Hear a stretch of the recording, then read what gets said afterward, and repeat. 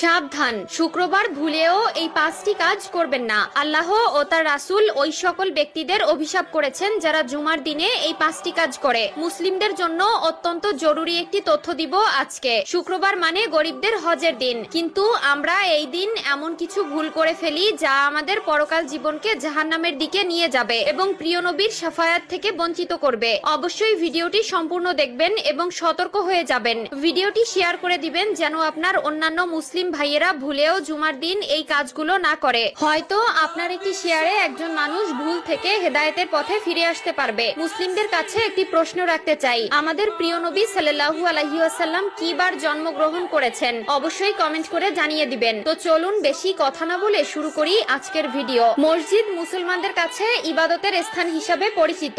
এরপরও আমরা মসজিদে এমন কিছু কাজ করে থাকি যা মসজিদের পবিত্রতা নষ্ট করে। তাই মসজিদের পবিত্রতা রক্ষার জন্য কোরআন হাদিসে নিষিদ্ধ বিষয়ের উপর লক্ষ্য রাখা উচিত। 1 নম্বরে কোনো নামাজি অন্য নামাজিকে উঠিয়ে দিয়ে বসা যাবে না। রুদ্দুল মুখতার 630। মসজিদের ভেতরে প্রতি ওয়াক্ত নামাজ একই স্থানে আদায় করার জন্য কোনো লোক নির্দিষ্ট জায়গা রাখতে পারবে না। 2 নম্বরে রয়েছে মসজিদে হারানো বস্তু তালাশ করা যাবে না, কারণ মসজিদে দ্বীনের কথা বা কাজ ব্যতীত অন্য কোনো কথা বা কাজ করা নিষেধ। মিশকাত শরীফ 654। হযরত আবু হুরায়রা রাদিয়াল্লাহু তাআলা আনহু হতে বর্ণিত, রাসূলুল্লাহ সাল্লাল্লাহু আলাইহি ওয়াসাল্লাম বলেন, তোমাদের কেউ যদি মসজিদে হারানো বিজ্ঞপ্তি দিতে শুনে তাহলে সে যেন বলে, আল্লাহ তোমাকে ওই জিনিস ফিরিয়ে না দিক, কেননা মসজিদ এই সকল কাজের জন্য নির্মাণ করা হয়নি। মুসলিম শরীফ 568। 3 নম্বরে মসজিদে দুর্গন্ধময় কোনো জিনিস খেয়ে বা নিয়ে প্রবেশ করা নিষেধ। মিশকাত শরীফ 655। রাসূলুল্লাহ সাল্লাল্লাহু আলাইহি ওয়াসাল্লাম বলেন, যে ব্যক্তি দুর্গন্ধযুক্ত খাবার খায় সে যেন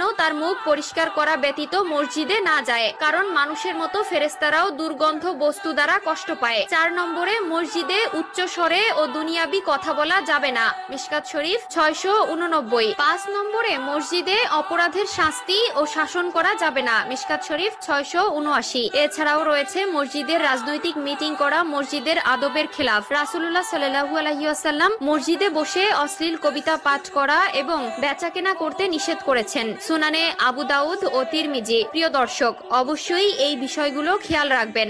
মসজিদে আপনার দ্বারা যেন কেউ কষ্ট না পায়। মসজিদ হলো আল্লাহর ঘর। আমাদের অধিকাংশ মুসলিমরা দিনের 5 ওয়াক্ত নামাজ আদায় না করলেও শুক্রবার জুমার দিন ঠিকই নামাজ আদায় করে, আর এই দিন এই ভুলগুলো সবাই করে থাকে। আল্লাহ আমাদের সবাইকে সঠিক বুঝ দান করার তৌফিক দান করুক, আমিন।